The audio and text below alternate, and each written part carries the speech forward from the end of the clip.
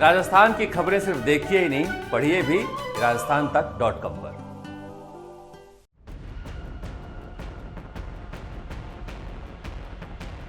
अशोक गहलोत के राज में अपराधी किस कदर बेखौफ घूम रहे हैं, इसका ताजा मामला दौसा जिले के नांगल राजावतान इलाके के लाडली का बास से सामने आया है, जहां के भाईजा ढाणी के रहने वाले एक गरीब परिवार पर दबंगों ने ऐसा कहर बरपाया कि अब ये परिवार बेहद डरा हुआ है। गांव छोड़कर जाने की बात कह रहा है क्योंकि पुलिस इनकी सुनवाई नहीं कर रही। इस गरीब परिवार के सदस्य चौथमल को कुछ लोगों ने चाकू मारकर घायल कर दिया था। दौसा के डॉक्टरों ने जवाब दिया तो जयपुर के एसएमएस में भर्ती करवाया गया, लेकिन युवक की हालत अब भी नाजुक बनी हुई है। घर वाले बताते हैं कि दबंगों ने बेवजह ही चाकू मार दिया और अब पुलिस सुनवाई नहीं कर रही। परिवार ने एडिशनल एसपी को ज्ञापन सौंपा है, लेकिन अपराधी अब भी खुलेआम घूम रहे हैं और ये परिवार डर के साए में जी रहा है। हम इस वक्त खड़े हैं बायडा की ढाणी में, जो थाना नांगल राजावतान में आती हैं, और ये परिवार हमारे साथ हैं जो कल एसपी ऑफिस गया था और उनसे मिल के आए हैं। हालांकि एसपी साहब नहीं मिले किसी कारण से, एडिशनल एसपी साहब से मिल के आए।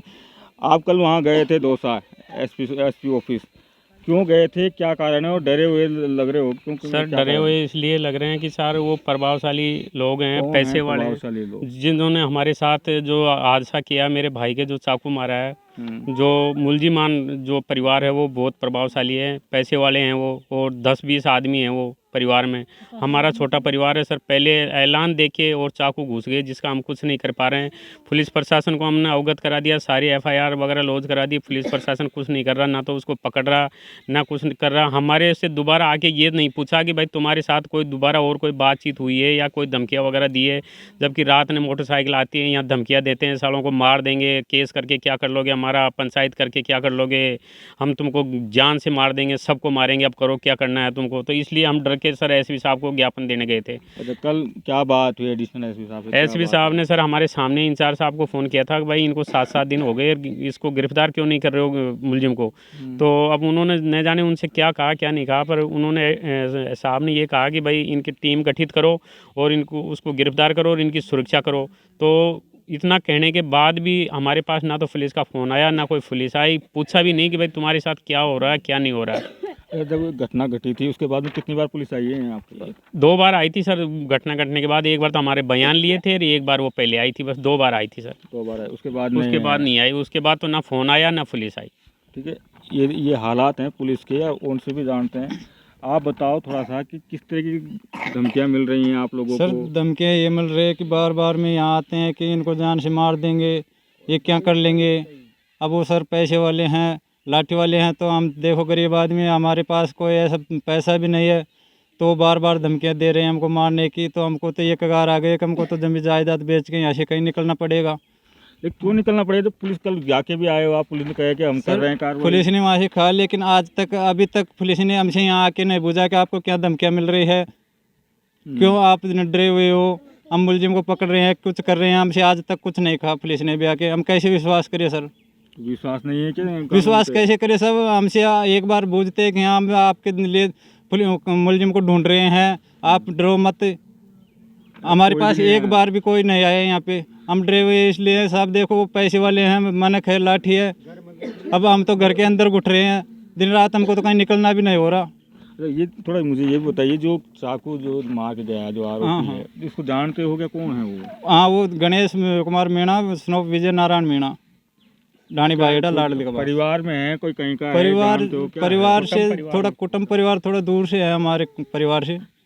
अच्छा, ये हालात हैं पुलिस के कि अभी तक कल बात होने के बावजूद भी, बड़े अधिकारियों के फ़ोन करने के बावजूद भी अभी तक एक फ़ोन भी नहीं आया इन लोगों के पास, जैसे ये कह रहे हैं, ना कोई पुलिस वाला है।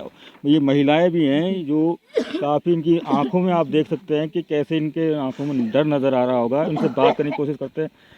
जब बात हो गई पुलिस वालों से, कल आप दौसा भी गए थे, बात हो गई बड़े अधिकारियों से, फिर भी आप डर रहे हो? मैं ऐसे डर रहे हैं, हमारा कुछ भी बोल नहीं ले रहे, अब ये डरे हुए हैं, इसको कोई विश्वास दें, कुछ भी विश्वास नहीं है हमारे। क्यों नहीं है विश्वास? विश्वास ऐसे हैं कि कोई विश्वास नहीं दे रहा है, पुलिस और थाना, किसी को भी विश्वास नहीं है। हमको विश्वास नहीं है उस पर।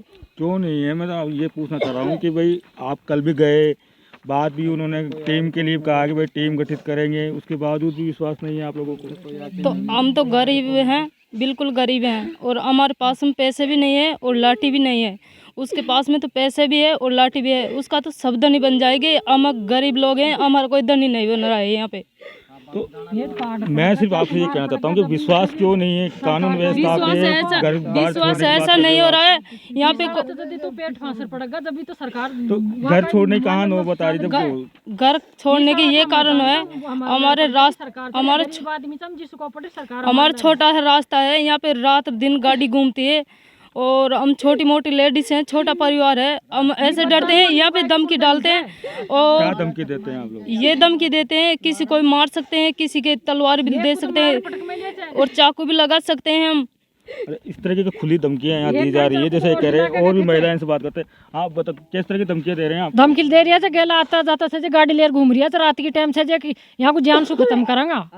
तो पुलिस वालों से कहा कि हमें ऐसे धमकी देते हैं? पुलिस वाला तो कोई सुनाई नहीं कर रहा, नहीं कर रहा सुनाई, कसी भी सुनाई को करे हमारी। वहाँ गड्ढिया तो 20 बिचार लाठी भी 50 आदमी से गड्ढिया से जी काल किया है, काल नर्चे सुनाई को करी पुलिस ने से जी सुनवाई नहीं करी सुनाई।